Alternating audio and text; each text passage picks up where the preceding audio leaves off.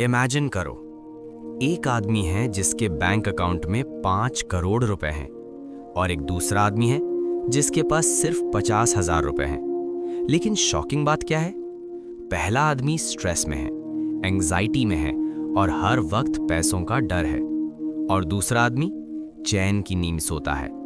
अब सवाल ये है, मनी ज्यादा इंपॉर्टेंट है या मनी के बारे में हमारी साइकोलॉजी?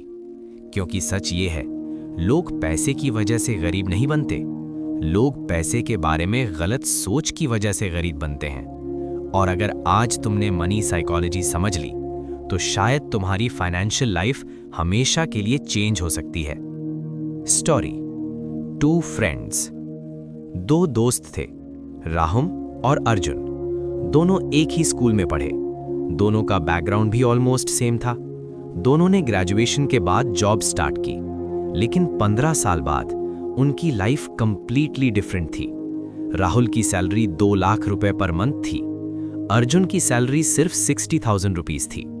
फिर भी अर्जुन फाइनेंशियली सिक्योर था और राहुल डेट में डूब चुका था। Credit card loan, car loan, personal loan और हर महीने टेंशन। अब सवाल यह है, ऐसा क्यों हुआ? आंसर सिंपल है, इनकम डिफरेंस नहीं, साइकोलॉजी डिफरेंस।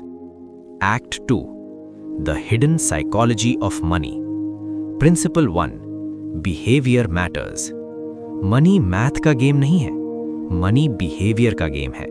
लोग इमोशंस की वजह से फाइनेंशियल मिस्टेक्स करते हैं, फियर, ग्रीड, ईगो, कंपैरिजन, और यही इमोशंस ही लोगों को गलत फाइनेंशियल डिसीजंस लेने पर मजबूर करते हैं। Principle 2, power of compounding. Compound interest दुनिया का सबसे पावरफुल फाइनेंशियल कॉन्सेप्ट है। अगर कोई इंसान 5,000 रुपए पर मंथ इन्वेस्ट करता है और उसे 12% एनुअल रिटर्न मिलता है, 10 इयर्स बाद अप्रॉक्सीमेटली 11 लाख रुपीस, 20 इयर्स बाद अप्रॉक्सीमेटली 50 लाख रुपीस, 30 इयर्स बाद अप्रॉक्सीमेटली 1.7 करोड़ रुपीस। इसलिए वेल्दी लोग एक सीक्रेट फॉलो करते हैं, they start early. Principle 3, debt trap. Compound interest तुम्हें रिच बना सकता है, लेकिन डेट तुम्हें फाइनेंशियल स्लेव बना सकता है। क्रेडिट कार्ड इंटरेस्ट कभी-कभी 36% तक होता है। अगर 1 लाख रुपीस का बिल पे नहीं किया गया तो कुछ सालों में अमाउंट डबल हो सकता है। इसलिए स्मार्ट लोग अननेसेसरी डेट से दूर रहते हैं। Principle 4, comparison trap. Social media पर लोग लग्जरी लाइफस्टाइल दिखाते हैं, foreign trips, expensive cars, luxury houses, और फिर लोग कंपैरिजन करते हैं। यहीं से लाइफस्टाइल इन्फ्लेशन शुरू होती है। इनकम बढ़ती है, एक्सपेंसेस उससे ज्यादा तेज बढ़ जाते हैं और सेविंग्स जीरो हो जाती है। Act 3, the real secret of wealth. Principle 5, wealth is invisible. अगर कोई लैम्बोर्गिनी ड्राइव कर रहा है तो लोग सोचते हैं वो रिच है, लेकिन रियलिटी कुछ और होती है।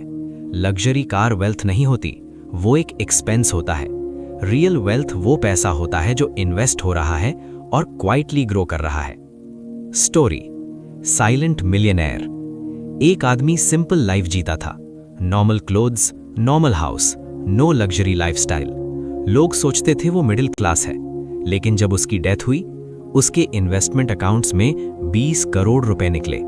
रियल वेल्थ लाउड नहीं होती, रियल वेल्थ साइलेंट होती है। Principle 6, financial freedom.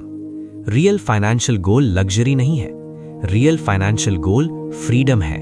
Freedom to choose, freedom to say no, freedom to live life on your own terms. Final principle, the power of enough. सबसे dangerous word है more. More money, more status, more lifestyle. लेकिन जो लोग financially peaceful होते हैं, उन्हें पता होता है what is enough. Final message, wealth earning से नहीं बनती, वेल्थ डिसिप्लिन से बनती है। स्पेंड कम करो, इन्वेस्ट कंसिस्टेंटली करो, कंपैरिजन अवॉइड करो और पेशेंस रखो। फाइनेंशियल फ्रीडम पॉसिबल है। अगर तुम अपनी लाइफ ट्रांसफॉर्म करना चाहते हो तो नेक्स्ट वीडियो जरूर देखो, the power of positive thinking. उस वीडियो में तुम सीखोगे कैसे तुम्हारी थिंकिंग तुम्हारी रियलिटी चेंज करती है। स्क्रीन पर जो वीडियो दिख रही है उस पर क्लिक करो और अपनी माइंडसेट को नेक्स्ट लेवल पर ले जाओ।